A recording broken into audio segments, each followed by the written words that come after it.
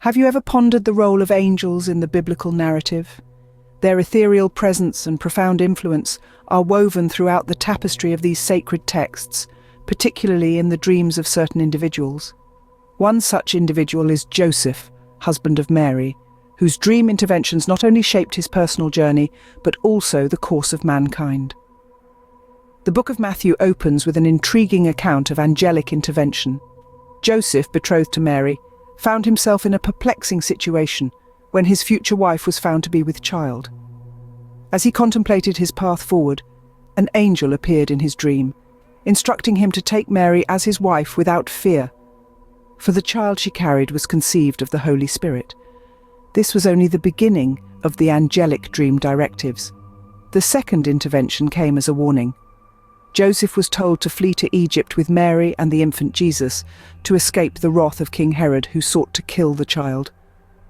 And so, under the cover of darkness, Joseph obeyed, taking his family into exile. The third directive occurred after the death of King Herod. Once again, an angel appeared in Joseph's dream, this time instructing him to return to Israel, for those who sought to harm the child were no more. But the angel did not specify where in Israel they should settle. A return to Jerusalem or Bethlehem could still pose dangers. In response, Joseph received yet another dream directive, leading him to settle in the Galilean city of Nazareth, a diverse and relatively safe haven where Jews and Gentiles lived side by side. These dream interventions provide a compelling glimpse into the role of angels as divine messengers, offering guidance and protection. They knew what was to happen before it occurred, their messages serving as a divine GPS.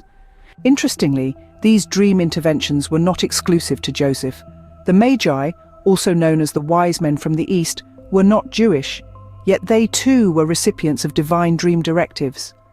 Following their adoration of the Christ child, they were warned in a dream not to return to Herod, and so they departed for their homeland by another route. These narratives highlight the fact that God's preservation of his Son in the New Testament was achieved through the transmission of information rather than military intervention.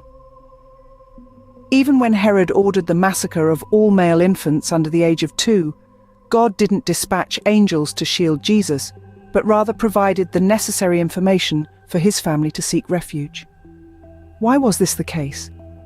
God chose to present Jesus in the ordinary guise of humanity, humble and vulnerable, to ensure that his eventual victory would be beyond reproach. This approach also respected human free will. God provided the necessary guidance, but the decision to act was left to individuals. In the Old Testament, God often spoke to people through dreams and visions, revealing his divine plan.